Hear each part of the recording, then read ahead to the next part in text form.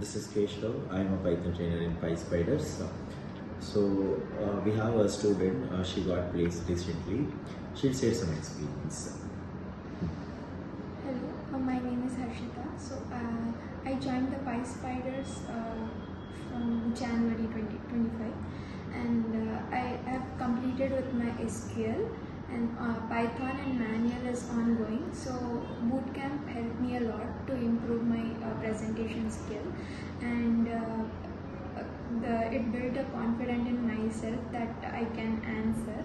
So the thing I was dealing in my college days was like lack of confidence. So after that, I got a link to apply. Then I have randomly just applied. Like after receiving the lots of rejections, I just got one exception, and after the assessment test, I got the link for interview. It was for some 30 to 45 minutes. So totally it was basically on Gen AI ML and the core project which I had done on ML.